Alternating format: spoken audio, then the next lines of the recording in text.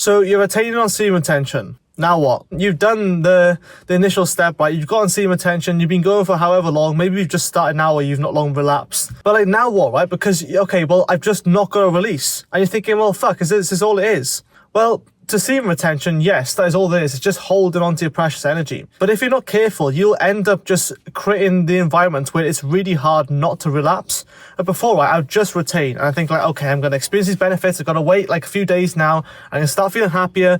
I'm starting to get my, wood back hard, like let's just say that to be somewhat PG. There's all these things, right? You're thinking like, man, I've got so much time in my day, I do absolutely nothing in my day, like I either don't have a job or you have a part-time job or whatever, and it's like, what else do you do now to fill up these days, right? Because I guarantee you, if you don't have busy, productive days where you got shit to do every single day, you're gonna relapse. I'm telling you for a complete fact, it's gonna make an absolute nightmare to retain. Like, I know that semen retention is considered like an extreme practice, and I genuinely think to a point they're right about that, but like, I also think it doesn't have to be that deep because I've been retaining for almost 2 weeks now, right? I don't really think it's been that difficult for the first 2 weeks, whereas a lot of other times I feel like it's been really, really hard. But that's because I've jam-packed my week full of shit to do, right? And I've got a holiday booked to Tenerife at the end of May, right? Starting in June, going with one of my close friends. And I'm really excited for that now. That's something to aim for. I want to get in the fucking gym like almost every day. And semen retention as well, when you're retaining, this will help you, want to go to the gym. It'll give you the extra drive to go. And look, whilst, the drive is nice and everything, and having that motivation is great, you should have the discipline to go anyway. It takes discipline to start semen retention. But once you start building that momentum, that snowballs. That snowball, it rolls down the hill, it builds up more snow, and it just becomes easier. It becomes, the ball becomes heavier and it picks up more and more speed. And that's the kind of thing you got to do, is you just got to make your life now fucking jam-packed with productive shit, not just busy shit, right? But even that is still a better direction. So instead of just becoming busy with playing video games 24/7, where your mind's constantly being fried and everything, and look, I do play video games now and again like a few times a week or so, okay? But like, you don't want to just sit inside, play video games or look on social media all the time, because that's just going to be fucking depressing. It's going to fry your brain even more, looking at brain rot content or TikTok, whatever. Honestly, half this stuff is like just toxic for your mind. I'm a basketball coach and player, right? That's like a big responsibility to have. And you can say that's probably like a part-time job or so. But I think about basketball almost every single fucking day because I love it, right? That's one of my most passionate things alongside this channel. But then what happens then, right? Okay, so you're doing that kind of stuff, but there's going to be times then when you're not at basketball practice, you're not preparing for session plans, you're not preparing for games. So what do you do then? Well, you need to have something else in your life, not just basketball.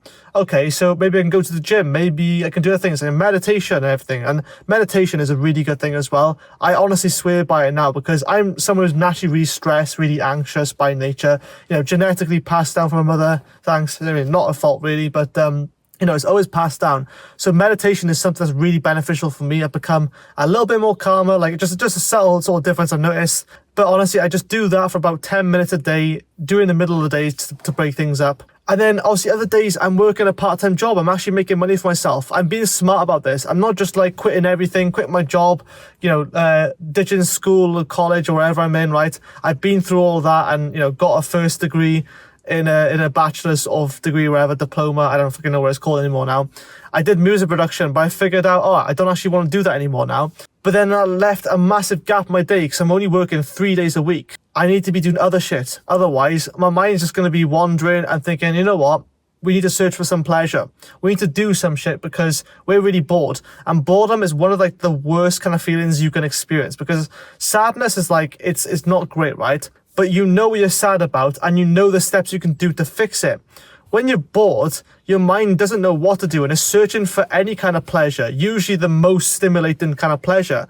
And what is that? Porn. Porn is the most stimulating pleasure you can get ever, and reaching orgasm, that is the point at which you can experience the most kind of pleasure you'll ever experience in life, most likely, right, is orgasm.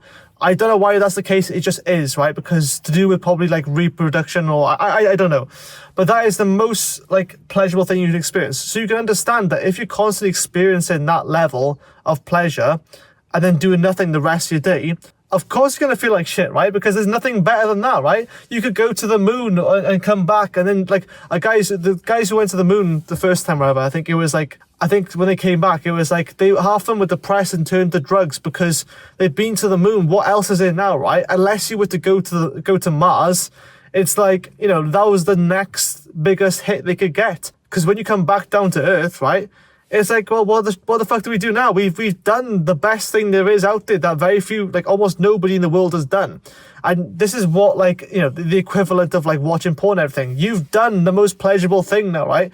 You've got the most kind of gratification, albeit it's not actually real. It's saturated and, you know, it's all fake because it's all pixels on the screen, right? But you've done the most pleasurable thing. So what do you do now the rest of your day? Well, you don't do fuck all, do you? Because it's like, well, I'm just going to waste more time on video games, on social media and everything, because now I've experienced a massive dip in my dopamine levels, because, you know, every time you have a really high peak in dopamine, you're going to experience an equal opposite reaction. So if I play basketball, right, and I score a 3-point shot, I might get a bit boost in dopamine or serotonin or whatever the fuck it is. Then afterwards, it's going to dip down a bit when I'm not constantly scoring 3-point shots. If I score a few more, it's going to feel great. But then eventually I get used to that high. I get used to scoring like 25 points per game. And then I want to increase it more. I want to score more and more points. So what happens then? But like, that's the trade-off you get. But you're still not doing that much damage, because the pleasure you get from that is still going to be less than, you know, ejaculating to porn. So you're not going to experience that big of like a dip afterwards. But when you stack these, dopamine hits after dopamine hits, you know, highly stimulating activities, you're going to feel like shit. And because you have nothing else you do in your life, you've got nothing to distract yourself from that and to help you recover from it. And things like this, like your testosterone levels as well. When you go to the gym in the afternoon, you're not going to have as high testosterone levels as in the morning, because cortisol is going to be a bit higher in the morning. It's going to force you to wake up and to get out of bed. And especially being retaining for a long time, you will love getting up and wanting to go to the gym, okay? Yeah, the initial getting out of bed, you still feel a little bit groggy sometimes. It's just something you're never really fully going to get over, but it does get a bit easier. You get out of bed, then you just have a more spring in your step, and you feel like, fuck man, I need to pump some shit, right? I need to pump some iron and everything. So you get all these feelings when you've been retaining for a while. But what do you do in the meantime whilst those levels are still building? And it's not just at the start. This is like throughout your life. You've got to make this a lifestyle. You have to. And I made a video a while ago saying like semen tension isn't enough anymore, because by that point, my channel had got like a decent amount of success and it kind of blew up for a bit. I got my first 1,000 subscribers and everything was great and all, but I was thinking like, okay, well, what's next now? I've got like my first 1,000 subs, so people are worried about this journey, you know, about semen retention, and I've started getting like a little bit of female attraction. I just wanted to chase the next hit then, but I realized that I didn't fully make this my lifestyle. And in my course, in my community that I have in our academy, I made a video specifically about you have to like do shit in your life. You have to make this a lifestyle. It can't just be like, you know, a trend. You can't just make this a trend because everyone else is doing it. Because you see all these other no-fap semen retention YouTubers, they're probably making these videos and then they probably just relapse before they've recorded these videos. And they're telling you about like how good they're feeling and how amazing it is, right? Look, when I first started this journey, it was quite difficult, right? I had to sort of hold myself accountable and think, look, like if I'm going to relapse, I can't be recording these videos. So I made a commitment to myself. And yes, I've messed up a few times. Yes, I'm recovering from a bit of a rough time in my life, but that's still now my responsibility to get back on it, okay? And the only time I relapse now is when I don't have any kind of other stimulating thing. So that's the kind of like ultimatum I give myself. Okay, do not relapse, but if you are going to relapse, at the very least, you don't have any kind of stimulation for it. That's the only time you can. And what you notice is that, especially if you haven't been retaining for at least a month, is that you find it really difficult to relapse unless you have that highly stimulating sort of stimulant with you, which is porn. So you have to make this a full lifestyle around this, right? If you haven't got anything else in your life, right, this is generally the time to sit down and think, what the fuck do you want to do in your life? And look, I'm trying to be critical but also constructive at the same time. And it's something I can help you with as well, because I've been through this kind of like spiritual stage of like, you know, discovering my purpose, my mission and everything. It's a very spiritual thing. I'm not religious either. So whether you are or aren't, it's so important that as a man, you find your main purpose. You might have a few different purposes. You might have a few different missions in your life, but you might have one main purpose. Like you want to help other people. That's mine, right? Because I'm a basketball coach and player. I want to help other people grow. but I'm also helping other people grow by posting this YouTube video and all these other YouTube videos to this channel. You know, I'm also helping people in my community. And that's something that's a bit more sort of like one-to-one based, because I can actually get back to you daily on that kind of shit, right? But honestly, I just want to help people. And that's what I found out. I went through a period where I just had to sort of sit in my own thoughts and figure out what is my purpose. And now all of my actions, well, let's say 90% of my actions are aligned to helping other people now, aligned to my purpose. Because I know that once I help other people, I get shit back. And yes, we're selfish beings, right? We all have our selfish motivations, okay? So even though we might get more pleasure from, you know, might get more fulfillment from giving to others than receiving, humans always have a selfish goal in mind, and there's nothing wrong with that. You need to probably be more selfish sometimes and think, fuck, man, I'm broke as shit, man. I need money, okay? And look, I was at a point, man, this is actually crazy now. I've gone from a point of having like almost no money in the bank to now having like a good amount of money, right? And, you know, it's not all been from like this self-improvement channel. I've also worked a part-time job, but I've fucking grinded on this shit, man. I've fucking grinded on this shit. And not to like a point where like I'm absolutely exhausted, but like I'm constantly thinking about video ideas, about like researching this shit, about doing other stuff outside this channel. I've got 4 different YouTube channels that I've uploaded to. 4 fucking, I mean, look, I understand that's probably not the best way to like help yourself grow faster, but like I've got a basketball YouTube channel. I'm also part of like a football podcast fan channel, which is not mine, but I also do upload to that sometimes.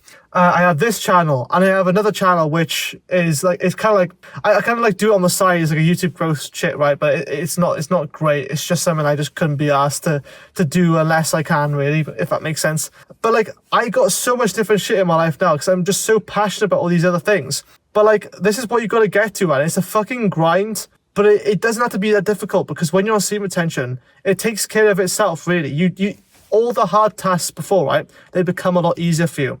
And you still have to put in the work. You still have to do all this shit, right? But why not just get started now anyway? Because it'll only get easier when you got a bit of momentum. I'm building up, right? 2 or 3 long-term projects that are not going to get an instant hit of dopamine, that aren't going to get instant rewards. Okay, so when you're used to watching porn and everything, you're used to getting the instant pleasure. I'm sure you heard of delayed versus instant gratification, okay? I'm building a lot of activities or events that have delayed gratification. So, for example, now, right, I get some instant gratification from basketball coaching when I have a really good session or when we win a game of basketball, okay? But that's come from delayed gratification because I've had to build this team up from scratch from literally like 4 or 5 players, right? 4 players, not including myself. And I've had to create an Instagram. I sort of advertise for stuff like this. And by the way, this wasn't like paid. I think I did 1 paid ad on Instagram, which was like 20 quid for it, right? And I got 1 player from that. The rest of it is me actually posting social media content. It's reaching out to other people, seeing if they've got friends who are interested in playing. I've had to coach many people from the ground up, from literally never bouncing a basketball since they were in school, right? Or in their life even, to actually being able to play competitive basketball for a league. Now, albeit it's entry level, but it doesn't matter. Like, to me, that's really fulfilling that I've basically built a whole fucking new team. And it's not just the team. You got to think, look, this is really relevant to like other stuff, right? So whatever you want to sort of think about, okay, it has different components. For like my basketball team, right, I'm not just going to think about how many players I've got. I got to think of the costs I need to set for people, the charge them for the court that we actually profit from, sponsorship offers so that we get other companies to sponsor us because we're going to need money to like buy kits and shit, right? I have to do that stuff. I had to manage, people, player management, parent management. Look, I've got to decide the game time. I've got to manage people's behavior issues, attitude problems, like all of this shit, man, right? Like, I used to be a really agreeable person who would just sort of like be a people pleaser. Now I've got to like tell people as a coach when they're wrong, and I'm not got to like shout at them in a personal way, but sometimes I have to shout people because they're not doing what I asked them to do. And once you get further along semen retention, people respect you more because you've got this more energy and you know you believe in what you believe in, right? So it's like they can tell you are like congruent with your shit. Whereas when I was like relapsing, like a lot of people, like I could tell before, they didn't really sort of buy into my project. And look, maybe I get a bit angry at times when because I've been on retention and everything, but I also do feel a lot calmer at the same time. It's a really weird hybrid you got going on. But yeah, that's it for the basketball example. But I just want to say now, right, semen retention is great. It's fantastic. but you have to align a lifestyle to that as well. Semen retention is a lifestyle. It's not a fucking trend, okay? If you haven't already, join Aura Academy. Have a good one. And as always, remember why you're doing this.